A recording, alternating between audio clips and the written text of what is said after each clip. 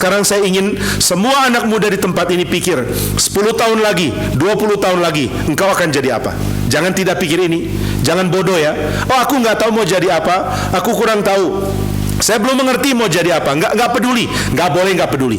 Saya minta hari ini engkau benar-benar pikir, saya mau jadi apa ya 10 tahun lagi atau 20 tahun lagi dari sekarang. Dan waktu engkau pikir mau jadi apa, jangan pikir sempit, jangan cuma pikir kecil. Oh, nanti aku mau kerja di satu tempat, nanti dapat gaji, harap bisa menabung, nanti bisa beli rumah kecil, nanti bisa beli mobil, mungkin bisa cicil rumah lagi atau apa. Itu semua cita-cita kecil. Mesti pikir 10 tahun dari sekarang saya mau bawa perubahan apa untuk daerah saya. 10 tahun dari sekarang saya mau beri sumbangsi apa untuk bangsa ini.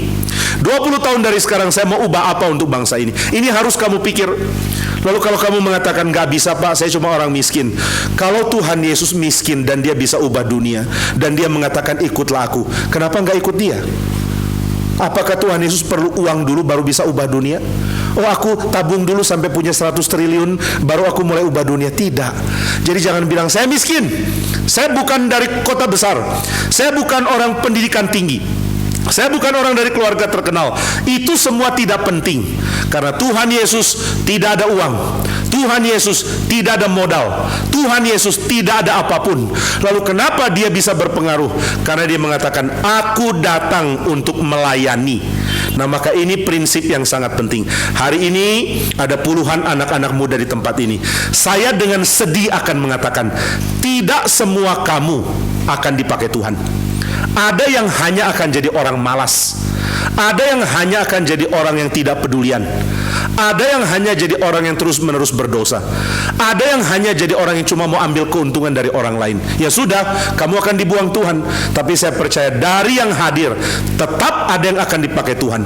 Asal kamu mengatakan, saya mau bertekad harus jadi berkat, saya mau jadi berkat. Itu yang harus kamu pikirkan. 10 tahun dari sekarang, 20 tahun dari sekarang, mau jadi berkat. Tanam ini ya, jangan tidak tanam. Engkau mengatakan, aku mau lakukan sesuatu. Harap saudara punya niat ini. Loh, terus bagaimana? Apakah dengan cara ini aku bisa jadi berkat? Bisa. Tuhan Yesus menjadi raja dengan mengatakan, aku datang untuk melayani dan untuk memberikan nyawaku. Apa artinya memberikan nyawa? Memberikan nyawa artinya memberi arti kepada kematian. Ini saya mau anak-anak semua pelajari, memberi arti kepada kematian. Sekarang saya tanya, apa sih artinya kematian? Oh, kematian artinya akhir dari semua. Akhir dari apa? Akhir dari hidup. Saya sudah hidup sekian tahun, lalu berakhir saya mati.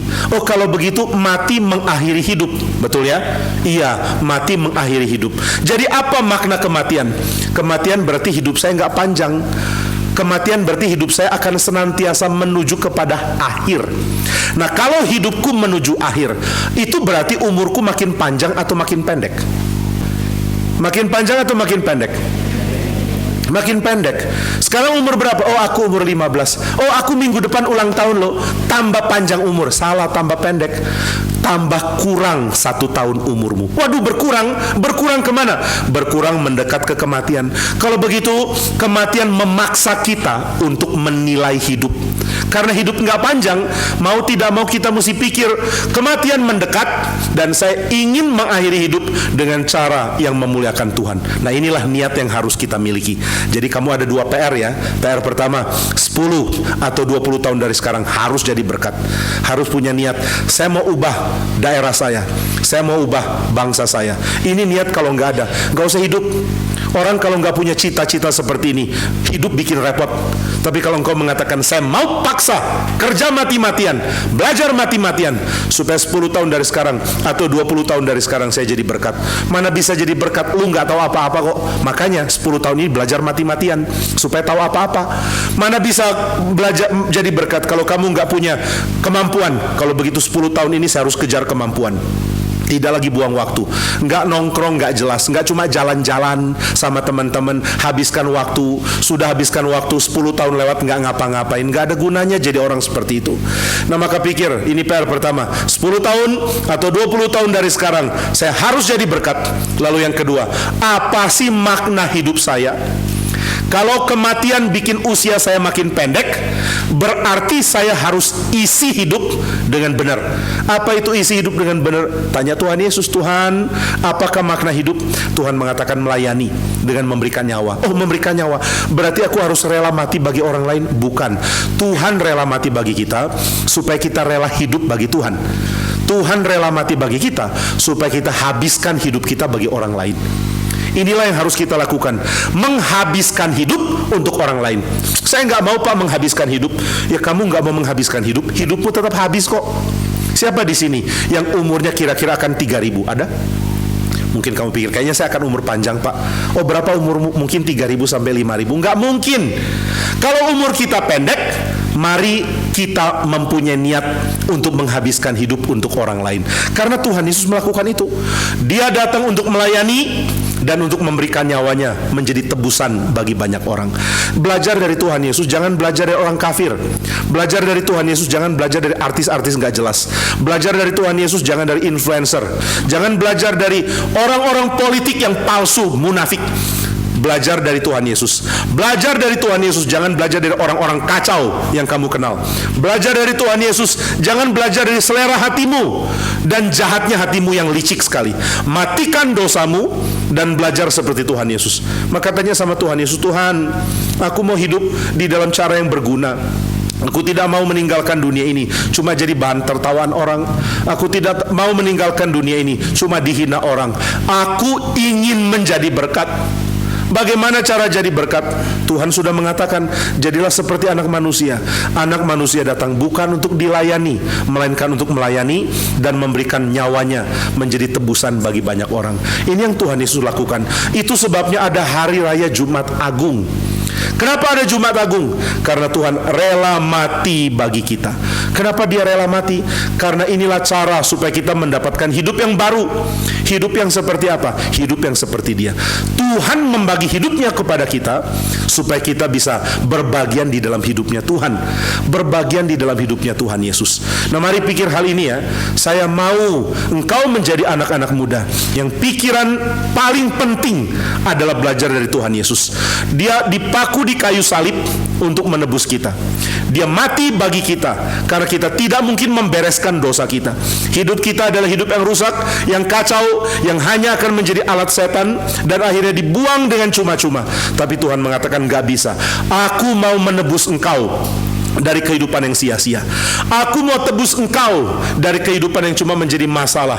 Aku mau tebus engkau supaya engkau menjadi orang yang dipakai Tuhan sampai akhir hidup. Bagaimana supaya aku dipakai Tuhan? Engkau harus punya hidup yang baru, karena hidupmu yang lama gak ada guna.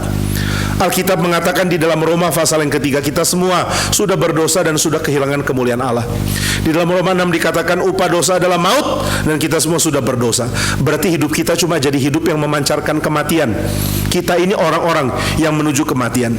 Nah, waktu engkau mengatakan saya perlu hidup yang baru karena hidup yang lama sudah gak ada guna, sudah rusak. Seperti engkau melihat sebuah barang yang sudah tidak ada guna, sudah begitu banyak cacat. Mungkin kau lihat ada barang yang lama yang kau punya di rumah yang gak mungkin bisa dipakai lagi. Lalu engkau mengatakan ini untuk apa? Ini untuk dibuang. Nah, itulah kamu. Kamu adalah alat yang sudah rusak, yang sudah hancur, yang sudah gak ada guna. Lebih baik mati. Tapi Tuhan mengatakan enggak, ini alat mau aku tebus. Hidupmu adalah hidup yang gak ada guna karena hidup dalam dosa. Terus bagaimana Tuhan mau beri hidup yang baru? Bagaimana cara beri hidup yang baru? Dia bagi hidupnya. Sudah harus ngerti ini ya. Wah, kalau hidup nggak ada guna, sudah harus dibuang. Bagaimana caranya bisa ada pengharapan? Pengharapan adalah kalau ada hidup yang baru. Hidup yang baru dari mana ya? Kalau saya bagi hidup yang rusak kepada orang yang hidupnya rusak, yang nggak ada gunanya. Hidup rusak dibagi ke orang rusak, ya sama-sama rusak. Nah, semua orang adalah orang yang sudah berdosa. Semua orang sudah rusak. Kalau semua orang sudah rusak, nggak ada harapan. Berarti harus ada orang yang hidupnya bagus. Harus ada orang yang hidupnya sempurna. Harus ada orang yang hidupnya belum dirusak dosa. Harus ada orang yang hidupnya tidak bercacat, baru dia bisa membagikan hidup yang sempurna, yang tidak bercacat, yang tidak berdosa kepada kita. Siapa yang punya hidup seperti itu? Gak ada, kecuali Yesus Kristus. Berarti hanya Tuhan Yesus yang bisa memberikan nyawanya bagi kita, supaya kita bisa punya hidup yang baru. Bagaimana cara dia lakukan itu? Dengan cara dia menjadi penebus kita. Dia ambil upah dosa untuk kita, dia tanggung itu di kayu salib, dia memberikan nyawanya menjadi tebusan untuk kita. Kita diselamatkan karena dia membagi hidupnya untuk kita.